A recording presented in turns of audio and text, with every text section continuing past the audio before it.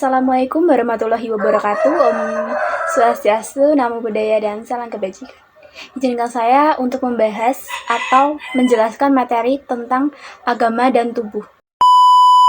Halo teman-teman, sebelum lanjut untuk membahas materi agama dan tubuh, izinkan saya untuk memperkenalkan diri. Nama saya Sri Widati Diyah Muntahni. Di sini saya akan membahas materi tentang agama dan tubuh. Sekarang kita lanjut ke dalam materi yang pertama, yaitu dialog dengan figur publik, yaitu Najwa Shihab.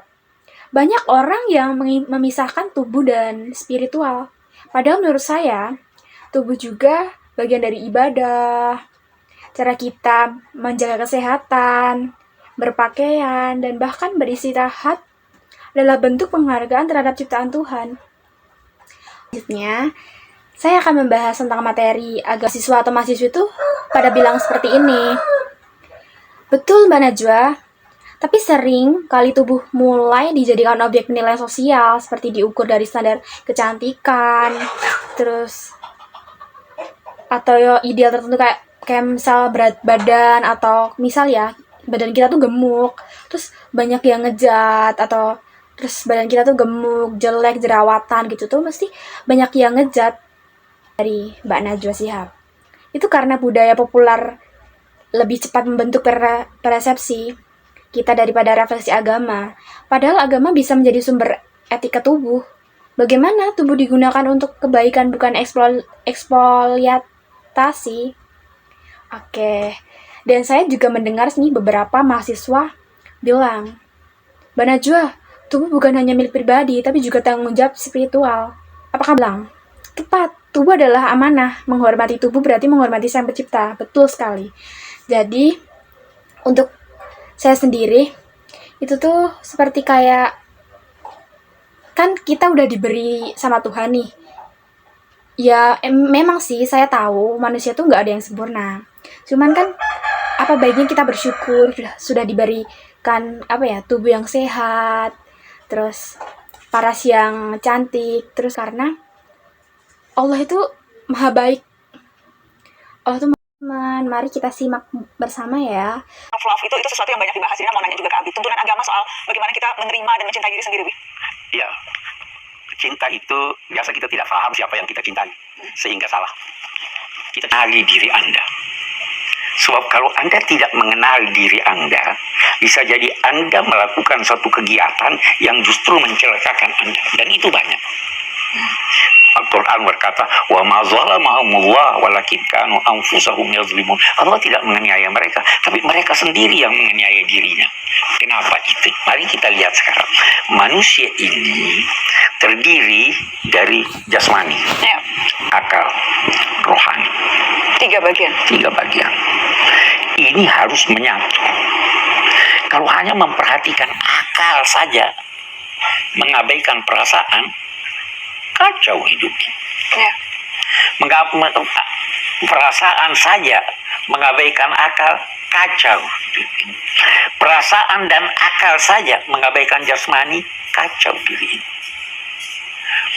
Pernah ada satu orang di zaman Nabi itu mau ibadah saja, ditegur, innali rabbika alaika haq, Tuhanmu punya hak yang engkau harus tunaikan.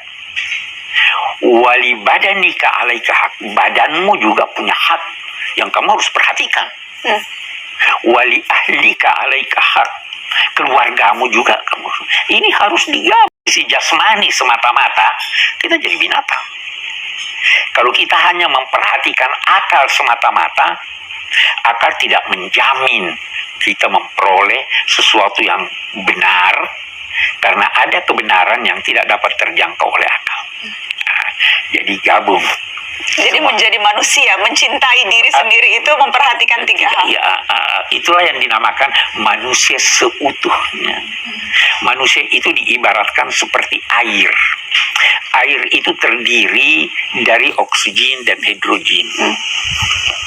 Dalam kadar-kadar tertentu. Kalau cuma hidrogen tidak jadi air, oksigen tidak jadi air, digabung dalam kadar tertentu. Manusia begitu. Jadi spesifik ada perintah Allah untuk tidak menganiaya diri kita Oh sendiri. iya, kalau terlalu banyak yang menganiaya diri sendiri. Allah berpesan jangan menganiaya diri. Jangan menganiaya dirimu. Ayo, ke dalam konteks ini jangan menganiaya dirimu.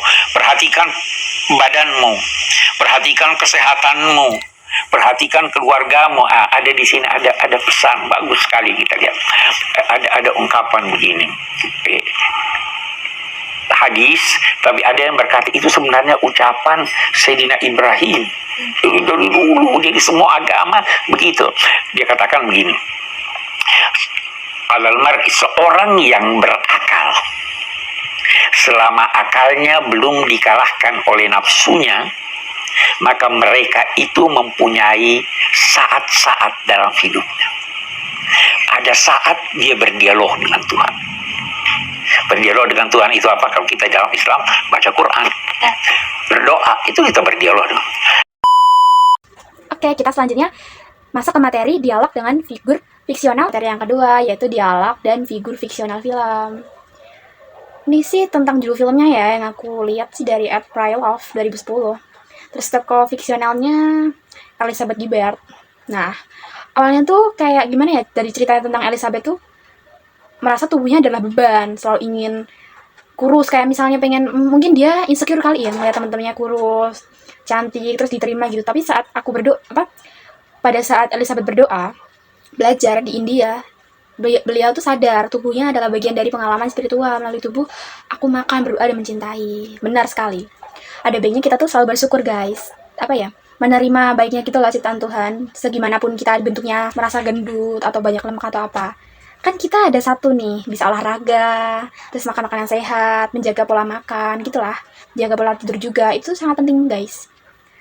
Nah, terus aku ada lagi, kayak tubuh tuh bukan musuh, guys.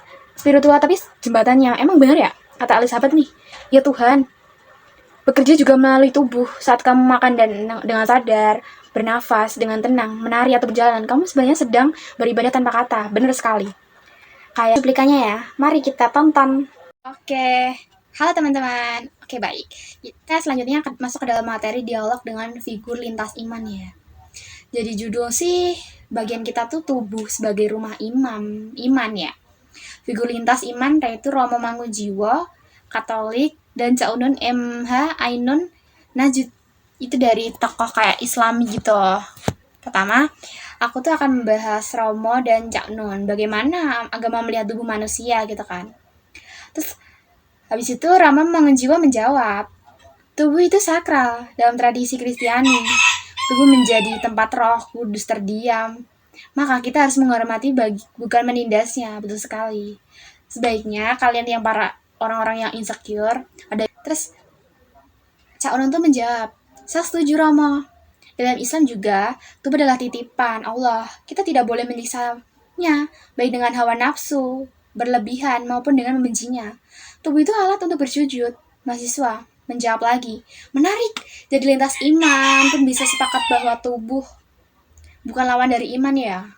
Lalu Romo Mangunjiwo menjawab, betul Cak Nun, tubuh adalah ladang ibadah, tempat menanam kebaikan, bukan menanam kesombongan. Betul sekali. Kayak kita tuh saling menghormati aja sama manusia, karena kan kita juga sama-sama makan nasi. Kita harus bersyukur aja sama Allah. Allah sudah menciptakan kita sebagai makhluk sosial. Bye-bye, see you. Itulah pembahasan materi dari saya. Kalau jika ada salah, mohon maaf. Assalamualaikum warahmatullahi wabarakatuh. See you.